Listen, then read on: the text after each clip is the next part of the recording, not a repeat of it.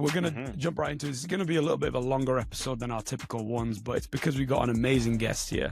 We got Mr. Michael R. I didn't know that the middle name was R. Hannon. What's R?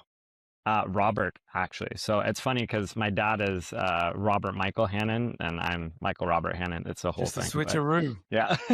Mr. Switcheroo Hannon, up in the podcast with us. Mike, what's your Instagram handle? I always forget. Mike _unbreakable. There we go. Okay, so for the first 2 years of knowing Mike, I referred to him privately, of course. I always called him Mike in person as Mike. And that's because of his Instagram handle. That's where I first kind of got to know about him. Mike is an expert, not only athlete, but coach in the world of calisthenics. An unbelievable dude. Very, very humble. He will not brag about him. So I'm going to go ahead and brag about him for you throughout the episode. But just a great dude, surrounds himself with unbelievable people, always does the right thing, whether it comes to humanity, the way you treat people, or the world of calisthenics and coaching as well. And he's also does some personal training on the side. But before I let you introduce yourself, Mike, and before I gas you up even further, today's podcast is going to be with our first guest, Michael Roger? Robert, man. Damn it. I'm going to start that again. Our first podcast is with Michael Robert Hannon, Mike on Instagram. Mike, tell us a little bit about yourself, and then I'm going to introduce the episode and talk about how we're going to get into these things. Yeah, thanks so much for having me, guys. And that's a big boost there. I really, really appreciate it. I've been a calisthenic athlete from about 2014 until present, both competitively, and I've also owned multiple gym businesses. My most recent gym is Indomitable Spirit Academy, and it's a calisthenics coaching center in Mississauga, Ontario, Canada. And we help everybody from, everyday Joes all the way up to competitive elite athletes that train around the world and compete in calisthenics. So yeah, I've enjoyed being a competitive athlete for the past 10 years, as well as helping people unlock their first push-up or their first pull-up, all the way up to, again, that competitive level. So yeah. Awesome. Appreciate you, man. So today's episode is really just going to be talking to Mike about not only what he does, but breaking down a little bit for those who don't know what calisthenics is, from the absolute basic level to the elite expert level that Mike and a few of his fellow athletes are at.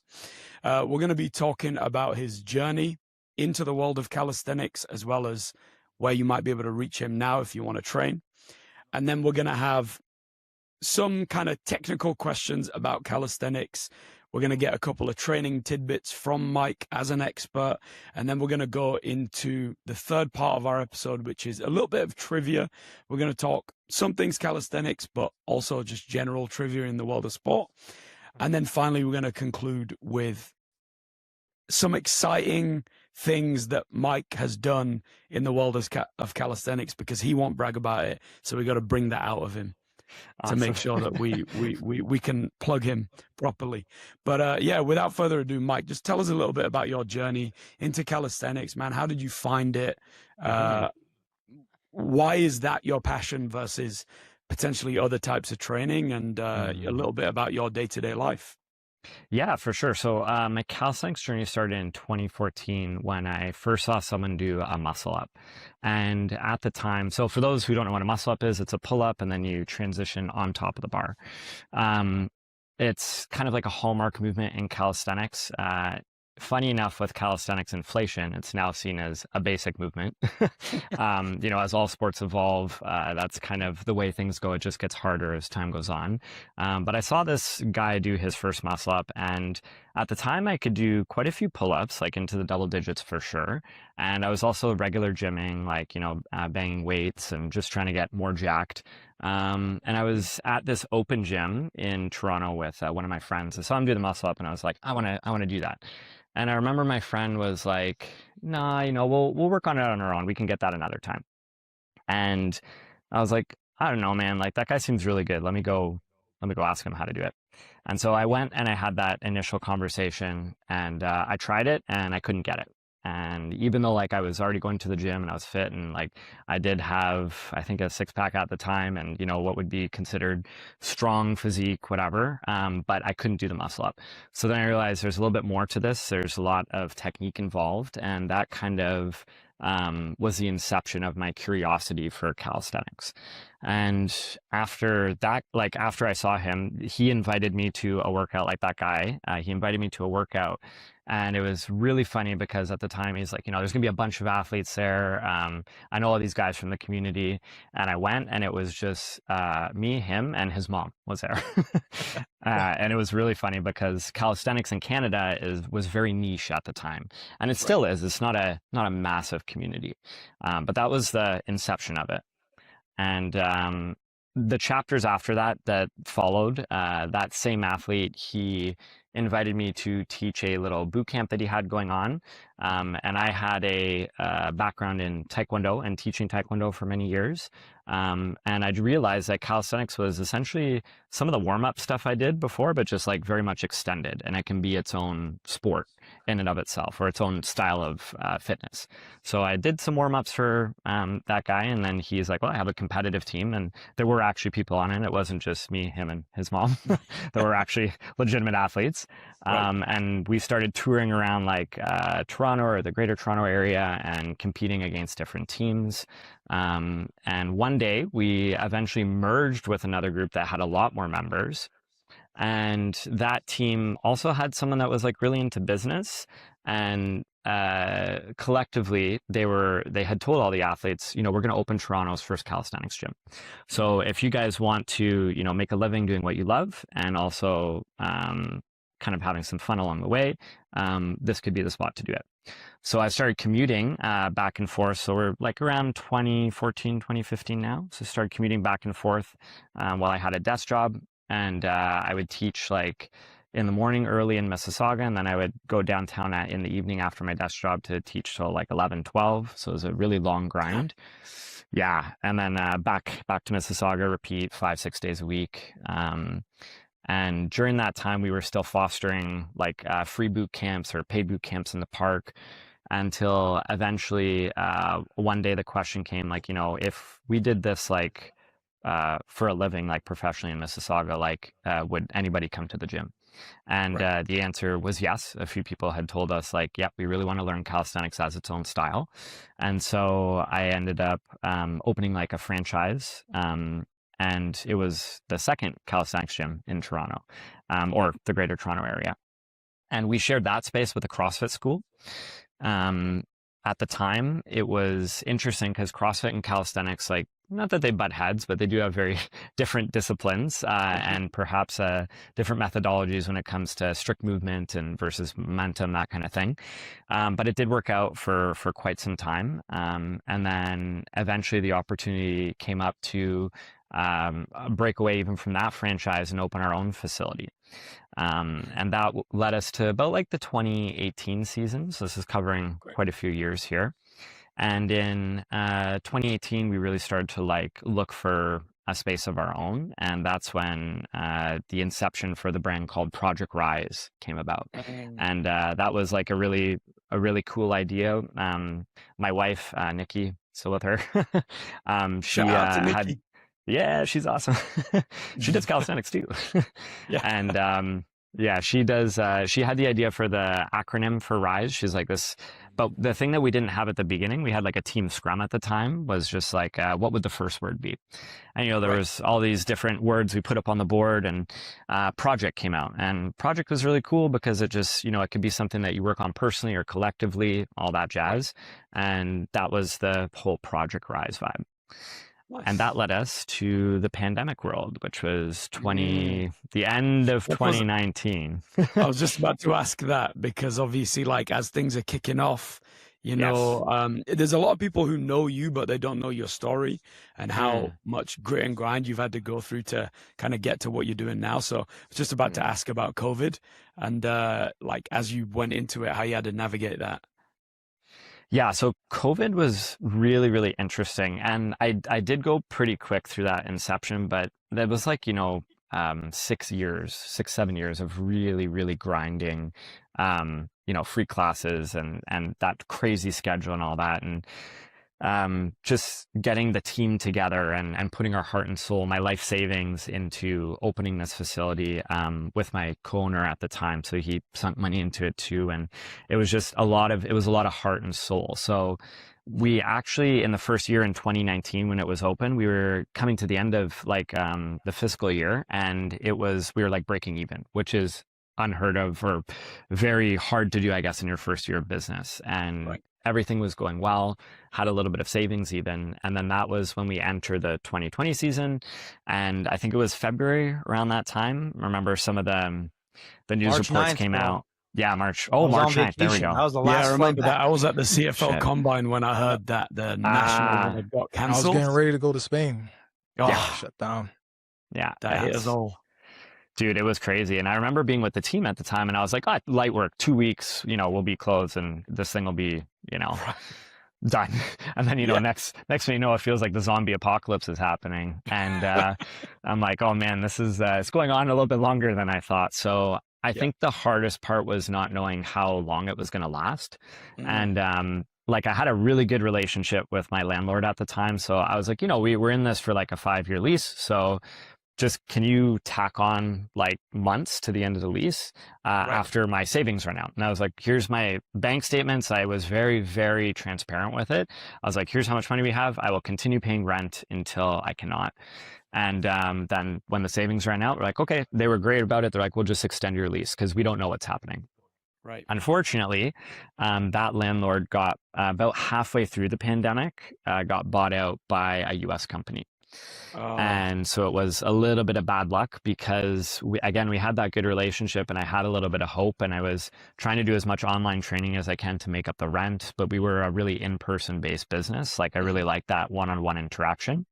Right. And then basically, the debt collectors started coming, and then we held out as long as we possibly could. We actually made it into 2022. We made it to the very last lockdown that they had. Wow. Yeah, and Mississauga, like for those, I mean, different parts of the world were affected differently. And of course, this podcast will be global. So, we hope everybody everywhere will be listening. But particularly, we were open for about, in Mississauga, I want to say 4, maybe 5 months of the whole pandemic. So it was like a really good chunk of closure. And just for reference, while you're talking about that, I don't know that people know this fact, but the Greater Toronto Area was one of the longest lockdowns, at least in North America, but a very long lockdown relative to everywhere else in the world as well. So we're talking about having to navigate this business that you just started through literally the worst place that you could possibly be for COVID. Yeah. So 100%. Sorry, continue. Yeah. No worries. And honestly, that was not part of when you open a business, you like risk management, all that. I'm like, okay, fires, natural disasters, like whatever. I had no idea. Pandemic. I was just sitting there like, what on earth? Like, this is crazy. Yeah. So, and it just kept going and going. And so, we did the best we could when they allowed us to be outdoors, right? Like, I would open the garage door, literally do boot camps on the pavement outside. Like we did what we could. I forgot that you weren't allowed outdoors. So because that was going to be my next question. Like, surely you could have done stuff outdoors, but I forgot they wouldn't even letting people outdoors. They were locking the parks up. Yeah. I had a run-in with bylaw. I remember I was there doing some pull-ups, and this guy came by and he was like, oh, what's your name? And I was like, oh, this is not the time. Like, with what I'm going through, this is definitely not the time to ask me about this. And his friend's like, no, just let this guy work out, bro. Like, it's okay. Like, we'll move on. And there was nobody around me, like no people, no nothing. So it was a very frustrating time for sure, especially from the health and wellness industry. So, and we're just trying to promote longevity and health and a whole bunch of stuff. So yeah, super frustrating. Mm-hmm. So yeah. I just have a quick question before we kind of move on to the next sections of the podcast. But this is honestly a personal question for me. I wanted to ask. I know before the episode, I asked permission to ask it. But throughout all of this, obviously, you had your wife, Nikki, who was a great support system throughout everything like that. But while this may not resonate with absolutely everybody listening to podcasts, it will definitely resonate with the people who knew her. You also had another amazing support system through that, and that was Arwen, Yes. your pup. So tell us a little bit Yeah. about kind of that support that you received from her, and then obviously eventually, losing her, and some of the things that you might do to honor her legacy too. Yeah, I mean, Arwen was with you through it all, right? Oh yeah, she was with me through it all, including one of the coolest parts. Remember the 2018 chapter when we were kind of looking for space and stuff. So I was actually walking Arwen in our neighborhood. We were working with a bunch of different real estate agents, and nobody could find us a perfect spot. And she had this thing. For those of you who know dog breeds, she was a giant German Shepherd Akita, massive girl. She's big heart, big dog. She's amazing. But anyway, she loved hunting for rabbits in the bushes or just like trying to sniff them out. So we were walking one night and I was feeling kind of hopeless. I was like, man, when the hell are we going to find this spot? And she was sniffing in the bushes. And I was like, no, come on, let's just keep going. I was tired, had a long day. And then I see a sign on the floor, and it was for lease sign. It had fallen down. What? It had fallen down. And we were a new business, right? And we'd branched off from that franchise. And so our financials weren't the best. It was hard to get loans, that type of thing. But anyways, on a whim, I was like, let me just call this number. So called it. And they were like, oh man, nobody's like looked into this like location for 6 months. And I'm like, that's because your sign's on the fly. I didn't tell them that. But I was like, oh wow, that's wild. And then they were like, yeah, so we'd love you. Yeah, like not half price, but they gave us like a good rate because again, the financials didn't back it up. So anyways, long story short, she allowed me to find like Project Rise, which was so cool. And beyond that, she was there daily for all the students. I'm pretty sure most students just signed up to spend time with her. And, were they into calisthenics or, I don't even know. I get that. Yep. Yeah. She had such a way with people. So during the pandemic, like she was my rock, and oh man, she was there for so many students, like especially when people were going through crazy mental health stuff, including myself. She just helped us out so much. So this year finally, or sorry, not this year, but 2025, when I opened the Indomitable Spirit Academy, we did an event for dog cancer because she passed of bone cancer a little bit early. She was only 6, which is really kind of sad and frustrating, but she lived more than any dog. She had 5 lifetimes in the span of 6 years. So, and we definitely felt that. I wish she was still here with us, but she'll continue to inspire me and others, I'm sure. So yeah, yearly we plan on honoring that. So we'll always raise money for the tripods. I love that name. Am I mistaken to know, did you put a mural of her in your new facility as well? I do have one, yes. Yeah. So it says stay positive with a PAW. So that's awesome. Yeah, the tripod was my favorite name. I was like, tripod is amazing. Yeah.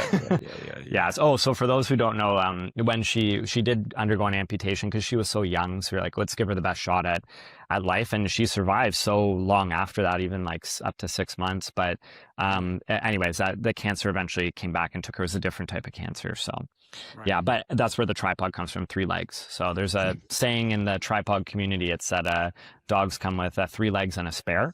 And I was like very skeptical. I was like, really? Like, don't they need 4? But the way she adapted was insane. And through her perseverance, I got more perseverance. I was like, well, shit, if she can do it with 3 legs, like, no, dude, I remember her hopping into the gym. Oh yeah. On the tripod, and she was just chilling, like nothing. She was cool, like nothing happened. So yeah, no, she was amazing. I wanted to talk about her a little bit because, like, I met her late, but she meant a lot to me too. She meant a lot to all of your athletes. All of us, yeah. All of us worked with her too. And everyone in the gym, like every time she was there, it was a vibe. So yeah, we definitely wanted to give her props for thanks, how she created a vibe for all of us. So I appreciate that. There's definitely a little bit of Arwen's hair still left over in the turf somewhere. 100%. Always, still my beard everywhere, man, for sure. Yeah. The most gentlest giant. Yeah. She was the best. Absolutely. Well, appreciate you telling us about your story and stuff like that. We're gonna kind of keep this thing rolling. We got a bunch more to ask you.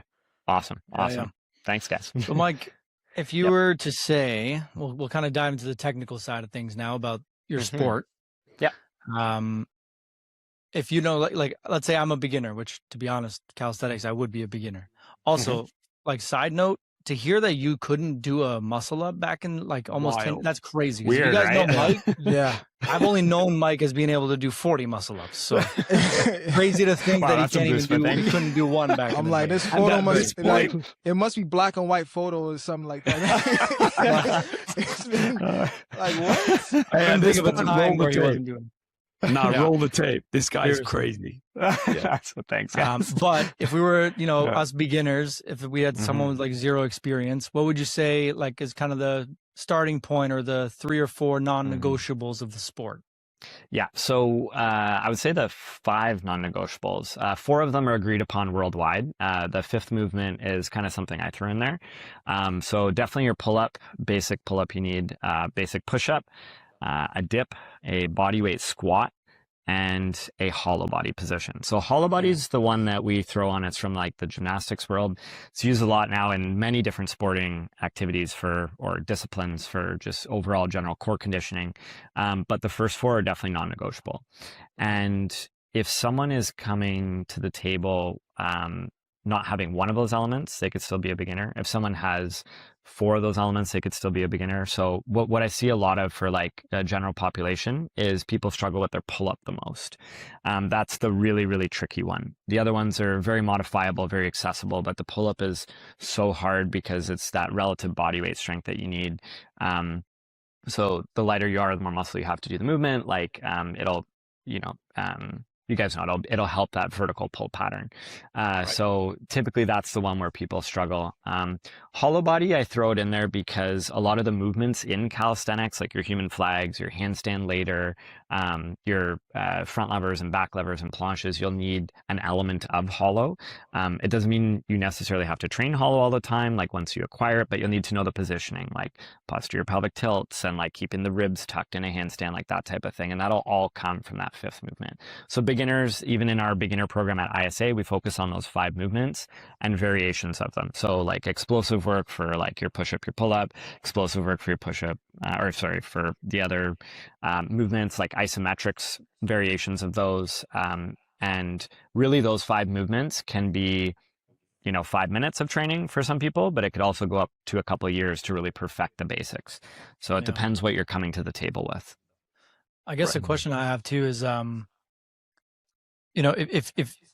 if we take in consideration you've trained hundreds, if not thousands, of athletes in this sport, would you say a lot of them are new to exercising mostly, or is there a lot of people that kind of convert over from the traditional side, which is more the weightlifting side of things? Yeah, so there's a lot of people that convert over. And the reason for this is because a lot of people see calisthenics as really, really hard. And I think there's 2 aspects to this. So one is that pull-up, because even people who like regularly gym like can still struggle with that vertical pathway. And then the second thing is social media, which is completely taken calisthenics to another universe. That calisthenics inflation I was talking about, when people see the movements, a lot of times the algorithms will push the fancy, the crazy, the doing a one-arm handstand off a castle. Yeah. Medrano world, yeah. Yeah. That's what I was first introduced with, like around that same time I saw the guy do the muscle up, the Frank Medranos of the world, right? But now even, again, with that calisthenics inflation, that name is lost on some of the new, like the new generation. They're like talking about, the world champions now and like the freestyle guys or girls, like, but yeah, we see a lot of carryover from other sports. If we were to talk about this myth where, calisthenics is traditionally for skinny guys, or you can't build muscle doing that. Maybe you can help some people that, are new to it to understand the difference. Cause I've seen the difference, and it's a hell of a lot different than what people think. Mike, I've seen me with my shirt off. I've seen you with your shirt off. Yeah. You're definitely jacked, bro. Oh, thank you. I think like for the, so a couple of things, like, again, that relative body weight strength will always be helpful to people. Calisthenics in the beginning years is accessible to anybody. So working on those 5 movements, you could be, smaller build, bigger build, have a lot of muscle, have, you know, a lot of fat. You could be an amalgamation of body composition. As you get closer to the harder movements, it really does reward a lower body fat percentage. So the one thing though that I think is really cool about calisthenics, and this might go into why I'm biased towards it a little bit, is that it's performance based. So instead of chasing an aesthetic, you chase a movement a lot of the time, and then the aesthetic comes with it as a as kind of a byproduct. Yeah. Right. Yeah. So that's why I really love it. And I do think that, like, yeah, again, beginners can be all different types of shape sizes. Doesn't matter where you really start. You can always transform the body and work with whatever body composition you have. But the intermediate to advanced, when you're working towards those high movements, those high movements that have a lot of skill development required and take a long time to get, you'll definitely come down in body fat percentage. Now, the last question I have for you is a reality that you and I have had. I've had you on the table with a couple injuries over the last couple of years. So if you want to dive into kind of the injury reality of the sport, or what people can expect in terms of potential injuries that they can look for in the sport. Yeah. So, wow, there's so much I could say about this, but I guess where I want to start is the information that's available in calisthenics. So, especially here, like in Canada, I can maybe name 6 facilities that really focus on calisthenics across the country. We have a big ass country. And that's part number one. So it's not like, you know, you could just go to your CrossFit gym and learn, or go to like your functional fitness facility and learn, or go to your soccer or sports specific place and learn. A lot of the information that people are acquiring is off the internet or off 10-second Instagram videos or whatever it might be. And that's also a problem. When I first started, it was a lot of figure stuff out by yourself or do thousands of reps until your hands bleed. So that basically creates its own problem. And a lot of when I have been injured is because I'm pushing the barriers of like human performance. So like anything else, any other sport, anything can injure you really, like any discipline you do. So having access to kind of like knowledge on how to safely go about pursuing some of these harder movements, or even just the basics, can be very, very crucial. So if you don't have a facility or an access to facility like that can teach you from ground zero or in person, it's really important to get a triangulation of information. So if there's like, you know, 3 or 4 different coaches from different parts of the globe, they're all saying they're all saying the same thing, but they don't know each other. They don't have a stake in each other's business, and their athletes are getting stronger. There's probably merit there, right? Success leaves clues. So that's really, really, really important for the calisthenics journey. And then the other thing is, when you are pursuing those really hard movements, the gloves are off, and calisthenics can also be prone to injury just like any other sport. So I think that some people are like, oh, bodyweight movement, it'll be safer for me. And it's like, it can be, perhaps, but it always depends how you approach it, right? You know, if you come in and you're, you know, I'm like, how many pull-ups can you do? You're like, 2. And then like I see them in bands trying to do a muscle up. I'm like, okay, that's like, have you ever even been on top of the bar? No. Okay, well, how do you know you can sustain force when you know, do the transition phase? Like, can you catch yourself up there? And that's where we get into the whole, you know, it can be as dangerous as anything else. So hopefully that illuminates a couple of things. I'm low-key loving the confirmation bias on it depends. We've talked about this already. Yeah, we Circle back. It's not just us. That wasn't even a plug. He just said it himself. Yeah. Perfect. Always depends, yeah. And now for yourself, let's say, maybe just go through a list of kind of the injuries that you've had to battle throughout the sport before we move on. TFCC compression fracture in my wrist. That took me out a lot, which as a Cali athlete, you're doing handstands, you're doing the muscle up transition, everything is really wristy, and it sucks so much to have that.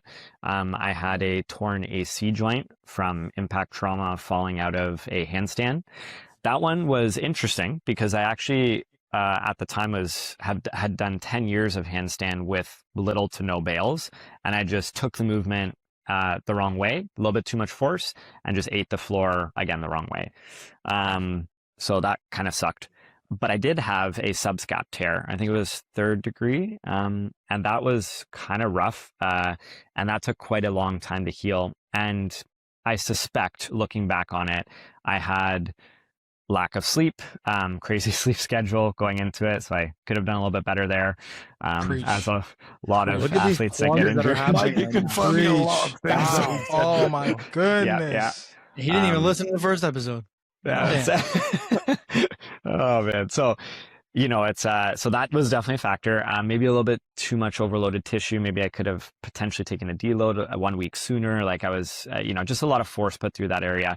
And it was actually on a warm up weight that it went. So it wasn't on a heavy lift. I had just a 45-pound plate on for me, which was very chill for like a pull up. And it was just doing a pull Super up. chill, guys. Super chill. Just a 45, you know. Let's warm it up. It's not crazy. It was warm up though at the time, and it affected it. So I felt it pop, and then I was like, oh man. So those have been my big three.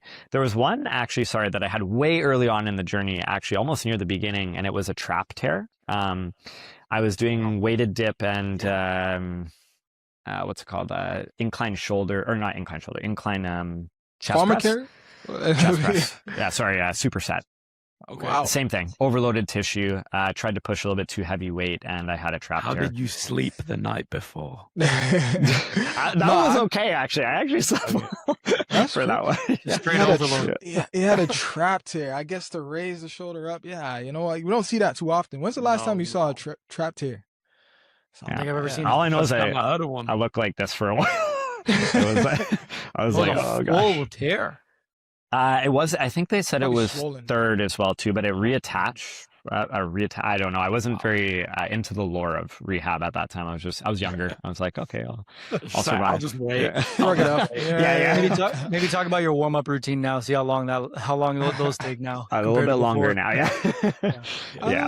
Ah, But age it will is teach you. interesting that you mentioned, you know, the injuries and things like that. And we laugh about it, of course, but one of the injuries that you mentioned happened on a warm-up weight, whatever, Yeah. warm-up for you. But it's funny because a lot of overload-based injuries tend to happen like that. It's just something that is super routine, and all of a sudden it goes on you. And it's because of the fact that when you're looking at it as an athlete, you know, you as a coach of calisthenics, I'm sure you see it with your other athletes. And funnily enough, you probably warn them about looking for the signs of fatigue before you get there and overload yourself. Yep. Talk to us a little bit, just very briefly, about how that is being a coach versus being the athlete, because you more than most will definitely understand athletes as they want to just push through everything, right? Oh yeah, 100%. I mean, wherever I have faltered, I try and pass on that information as best as possible. And also try not to be hypocritical myself with things. That's the biggest thing. So every time I'm reminding an athlete, I'm also in turn reminding myself. But it is tricky. Like check-ins definitely are required. Adherence is the biggest thing. I mean, and the hard part with calisthenics, I can speak to in particular, is that a lot of the times when you're pursuing those harder movements, where the injury happens is right when you're on that cusp, because you've been pushing for it so hard, you really want it, and you're like, one more rep, it's not going to kill me, right? Like one more try, I'll just kick up again in handstand, or I'll just try and get over the bar. One more chicken wing is not going to, you know, fry my shoulder, and it's those moments where, like, you know, things go wrong. So really building a good capacity in the beginning, a good work capacity. And I've chatted with other coaches about this before too, where some people sometimes like, well, you know, your student's been doing those pull-ups for a very long time. And I'm like, yes, but that's because I know what the next phase is. Or like, oh, they're doing those straight bar dips for a long time. I'm like, yeah, because I know what's going to happen. As soon as we introduce those muscle ups, they're going to send it and they're not going to stop. So building a very strong work capacity in the beginning and really good habits as it relates to sleep, nutrition, and as much information I can pass on with like volume load and like how much people are actually putting their body through is really, really crucial. So yeah, try to do the best we can. For sure. Yeah. Before we move on, Rich, what I will say just to your point is, I'm going to put my hand up and say, when the calisthenics world gets force plates, they will be able to use some body weight movements as a stress test for the nervous system. And I'm just going to put it out here as someone who delves a lot into sports science. Get a pair of force plates and do some plyometric push-ups. Oh, And yeah. you'll be Okay. able to see how your nervous system is functioning. If you measure that over a weekly period, Okay. I bet you will be able to tell a lot of these central nervous system based, workload based issues before they happen. So Wow. think about it, man. Oh, I will. I am. Next week, 4 plates at the gym. Yeah, I know, right? Right. And just cash out. Yeah. But yeah, Mike. So we're gonna do a little pivot, like Usama said before. We have a little trivia at the end. I'm not too sure if this is a conversation that we've had before. Maybe we've had it in the podcast before, but it was an interesting website from, interesting take from ESPN that classified the most difficult sports, right? And this was a conversation that I had with these guys about, which is easier to transition, basketball to football or football to basketball, right? And so I went ahead and did some research and found this page. And basically it's a page that ranks 60 different sports. And they have some experts. So there was expert panels of people that came on this, and they got together and they talked about the 60 different sports and they ranked them. But they ranked them in several categories. It was endurance, strength, power, speed, agility, flexibility, nerve.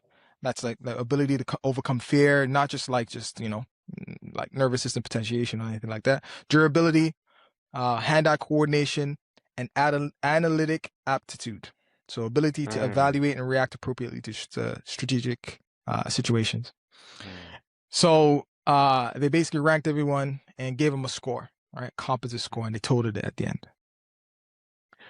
And so this is where we could say, okay, from the list of, I think it was 1, 2, 3, 4, 5, 6, 7, 8 expert panelists, who thinks football is going to be tougher than basketball?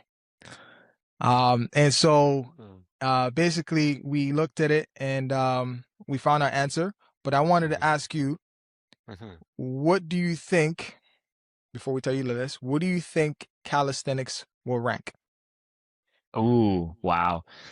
It depends who the experts are, because if they're very aware of the 4 branches of calisthenics, this is important because most athletes will touch all 4. So we haven't even talked about it, but the first category is sets and reps, where everybody starts, but you can take that to an extreme level, right? Like do your 30 muscle ups, whatever. You have your street lifting. So that's your weighted calisthenics, max weighted reps, 1RMs or 1 rep maxes for muscle up, pull up, dip, and back squat. You then have your freestyle, which is crazy. You have to be a little bit unhinged to do that sport. So that definitely takes the fear aspect, like the some of those maybe analytics at the end there to change your movement pathways, like as you're going, so that A, you don't damage tissue, or B, you can finish your combos, etc.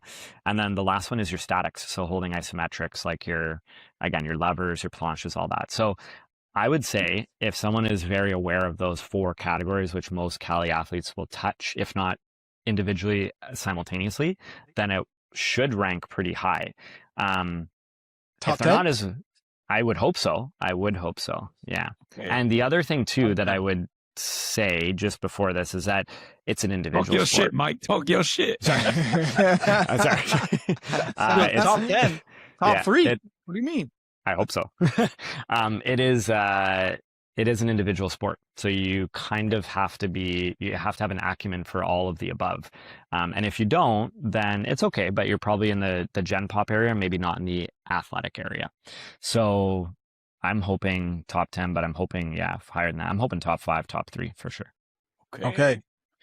I mean, that's a pretty good guess. We don't have calisthenics on it because it's been an old list. Yeah. But we do have a close distant cousin, which is gymnastics. Would you say gymnastics is a close cousin? Man, the answer is no, I guess. No, it's a straight up no. I mean, gymnasts are going to crucify me, and so are Cali athletes. So yeah, okay. We definitely borrow a lot from gymnastics, a lot of gymnastics lore, especially as it relates to the statics for sure.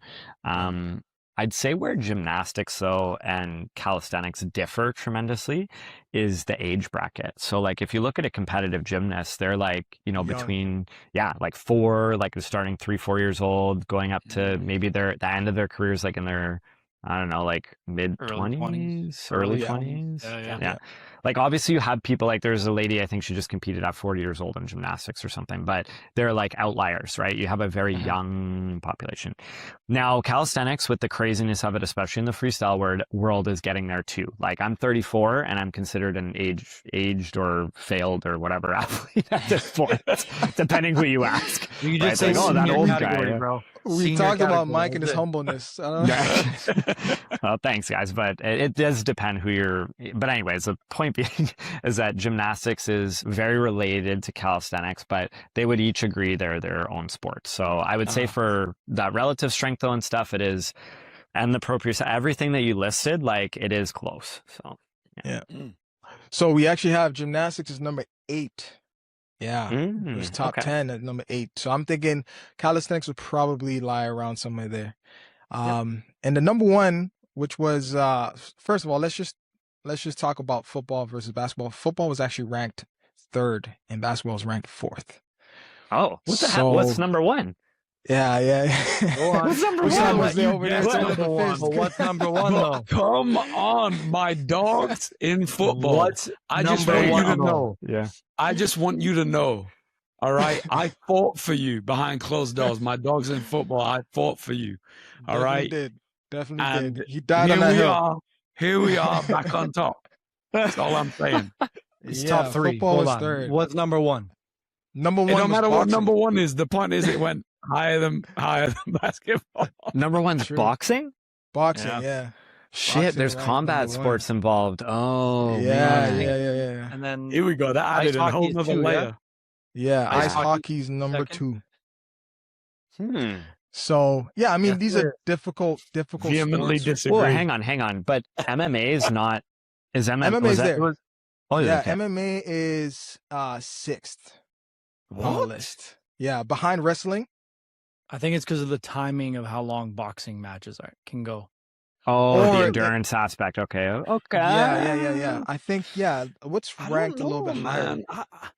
There's okay. Well, just like theoretically, isn't there just more possibilities in MMA? Like just Yeah. throwing that out there, like infinitely I mean, more. it's definitely more physical possibilities.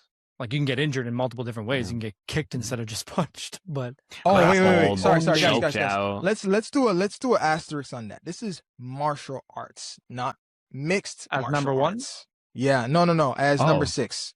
Oh, like Oh, all right. the martial arts. Yeah, This is the yeah. whole list. martial Oh, arts. okay. Yeah. This is an So old this is not mixed martial arts. It's not MMA. And I this, think like I said, what this is we've an old list. realized, is that like this list needs some updating. Some tweaking. Mhm. 100%. Also, who is the 8 panelists? How Yeah, many who boxers are are these? on this panel list? Listen, Yeah, the PhD holders, ex-MLB guy, ESPN sports analyst. Yeah, there's got to put a couple people. Anyways, there's a list of all of them. I'd I'm like not to gonna- see them do calisthenics. I'm just Yeah, saying. and it's Oh my what it is. God. Yeah. Don't shoot me, man. Shoot the experts. And yeah, the bottom of the list. Let's just talk about the bottom of the list. What do you think is going to be on the bottom of the list, guys? Yeah. Ooh, can't I don't want to even lie fire to you, bro. shots. Don't. here, Yeah, but, okay. uh, All right. Don't even go there. We don't No, need, we don't need to go there. Listen, I'll happily Nobody's fire trying some to get- shots. I'm ready. I'll fire some shots. There's I'm no ready. way golf is at the bottom. There ain't There's no a- way it's at the bottom. No, because No, the it's hard, skill yeah. aspect of golf Yeah, is skill gonna be is really crazy. high. pretty All high. right, I thought all 3 you were going there. No. No. No. I'm gonna say it's something like, while there's a lot of skill, I'm gonna say it's something like snooker or pool or like billiards. Do you know what I mean? I'm Yeah. gonna say Yes, that's that got to is be a somewhere good down sport. there. Yeah, Yeah. that's close. Yeah, actually, pool or billiards is 59. Let's go. Okay, that's Damn. pretty. Yeah, that's. Yeah, the one that takes the proper. last cake is fishing. Yeah. Well, yeah, you're just all my chilling there. all my fishers, all my fishers out there are like, what? Show you how difficult fishing is. you Do you guys know have how a hard big it is extreme to sit fishing, man. quietly? You know how hard it is to sit quietly and crush beers all day long? Yeah, that's a Yeah, different yeah. kind of endurance. That That's, is. That's Although this one time I was in Mexico and a fisherman was telling me it took him 12 hours to reel in a marlin. Wow. Yeah, yeah. 12 hours is Jeez. crazy. But hey, Mike That's did like- say there's yeah. some anomalies out there. There's some That's outliers. the outlier. Yeah. Fishing. There you Wow. go. That's it. Well, anyways, that's That's it trivia for the night. trivia. Yeah. Nice. I love it. Appreciate it, Very Rich. cool. Uh, Thank you. Mike, I want to just pivot back to calisthenics right now. One Sure. of the things that I really wanted to do was plug you, because I don't think okay. people that don't know you, one, as you said, calisthenics is obviously a very difficult sport. I mean, just ask anyone who can do a bunch of pull-ups to go and do a muscle up, Yeah. you know, and most people won't be able to do it, right? Yeah. Talk to us a little bit about some of your accomplishments as an athlete. Are there any current records that you hold as a calisthenics athlete? And this time, man, talk your stuff. Let's go. Thank you. So I did hold the weighted 1RM muscle up record for 5 years. So from 2020 to 2025. I do believe that was it was definitely for Canada, tried and tested. Whether it was for North America, it could be just that it was, thank you. It could be just that it was undocumented, because, you know, there's always somebody somewhere, or that there wasn't enough competitions. But I do believe for my weight class, it was at least for definitely Canada, and then maybe North America. And all right, what was it? How much? No, Mike. Let me do this. North America. Let's just go. Mike's just like, yeah, there might be some undocumented. Yeah. Too humble. Canada record, the Canadian record, right? Definitely all Canadian around record. The country. Yeah, right? He held the record and he held it down for 5 years. You just hear that? He's for 5 years. What was it? What weight? So ranged between 65 pounds for 1RM in year 1, and then it went all the way up to 77.5 pounds in the later years. Yeah. Damn. Okay, so for reference, right, because a lot of people don't understand this, and I think it's because of CrossFit, right? No, just being 100% for real. We are talking about a very strict muscle up, correct? Yeah. Like no leg swinging, no kipping, flex nothing quads. like that. Yeah, flex quads starting from dead hang. You have to have a clean transition over the bar. Like, it's competition standards. And if anybody wants to look up the competition standards, like, probably the most world renowned is the brand, or the actually company called Final Rep. They kind of host the World Street Lifting Championships, essentially, and they have the best metrics. It is like your weight in, you're like judged down to like a decimeter. Like, it's crazy, like very, very strict standards. So we went by those for most of the records I'm talking about. We're gonna plug the video. We'll plug the video here. Okay. Yeah, for sure. Yeah. But honestly, like, because I think that's an important distinction between, hey, you know, here's a heavy muscle up, but you're kipping, you're swinging, versus here, I started in a dead hang. I no assistance from the lower body. And then we're just going straight. Like, that is a crazy amount of additional weight to add onto your body. Yeah. And then do that. So props to you, man. Thank you. Moving on to kind of the vision for calisthenics, obviously, since you started it, it has grown, you know, a decent amount, but clearly not enough to be able to even be included as a sport in this list, right? Yeah. Where do you think over the next 5 years calisthenics is headed? And why do you think that? Wow, that's a really good question. I have hopes, and then I have where I think it's going to head. So I'll start with the hopes. I would hope that more people in our currently our city and also our country organize more competitive competitions and take it upon themselves to hold high standards. And high standards are easily documented on the internet nowadays. Like I just talked about the Final Rep. That is going to be the future of our sport, and adhering to those standards, very, very important. The reason why I bring that up is because everybody who organizes right now, there's not many governing bodies that exist, especially in North America. And we see standards, right, fluctuating. So where I hope it goes is adhering to those standards and just making more competitive environments for athletes. And the second part of that is also making it worth athletes' while to train for something. In order to get to the level of doing a 70-pound plus muscle up, or doing many, many push-ups, or whatever like endurance thing you want to do, or holding the world's longest handstand, it requires a significant chunk of your life. You have to sacrifice so much. So to make it worth an athlete's while would be very good. We need to push towards that. So having bigger competition prizes, getting better sponsorship, chasing legitimate incentive for athletes to train for these things is really, really where I hope it goes. Where it will go is I think the communities will continue to develop, and we will see, again, calisthenics inflation increase. So the skill level is going to be higher and higher and higher. And that's good because higher skill level really draws attention to the sport. What I would like anybody listening to keep in mind, especially if they've listened this far, is that calisthenics really is for everybody. So regardless of how high threshold we go in the skill acquisition or what athletes are pushing in competitions, it's really important for everyday people and also everyday coaches to continue pushing that calisthenics is for everybody. So that's one of my main missions, right? Yes, I train competitive athletes, but I also am really trying to push the barrier for everyday people to get into calisthenics, because the barrier to entry is very low and you can take it astronomically high. So I want it to be something that people see as accessible and that they can build dreams upon as well too. Quick thing I'll actually plug for calisthenics. A lot of people that are starting out in the gym, they usually get quite intimidated by traditional gyms with the weightlifting and the, you know, the young, attractive people that are filming all day long nowadays and like all these different things. The one thing I have seen about calisthenics gym specifically, which is yours and maybe one other one, it's very welcoming, and it's a whole community of, you could have a guy that's shredded doing crazy shit, and then you can have somebody that's just learning how to push up, and there's both motivation on both sides. So that's one thing I'll give to your sport, man. It's actually very welcoming. No, I couldn't agree more.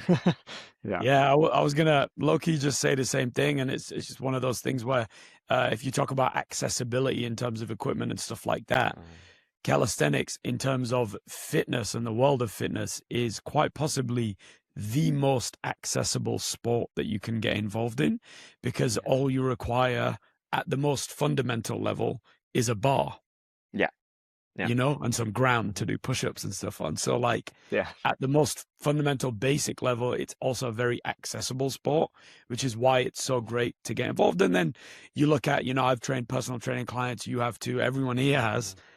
What are the fundamental things that you're trying to get absolutely everybody to do? Bodyweight Push up, basics. pull up, Yeah. squat, body weight basics. Because control over your body does wonders to your longevity. So you have control over your body, you can do a lot more other things and build off of that. So yeah, I definitely agree, man. It's very accessible. It's very important to be able to master those basics, and it's a very welcoming environment.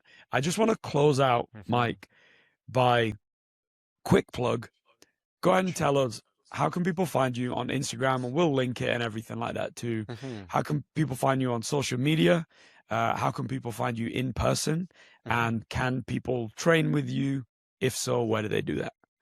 Yeah, absolutely. So, as mentioned before, I do have a in-person facility in Mississauga, Ontario, Canada. If you guys are from around here, that's my love and joy. I love teaching people in person. My social media handles for Instagram is Mike_Unbreakable. For YouTube, it should also be Mike_Unbreakable. Our website, where you can actually sign up for training or find out more about our programs and stuff, is Indomitable Spirit Academy. And that's also kind of the name of the company / like brand as well too. And we have an amazing team of so far about 8 coaches, consistently growing.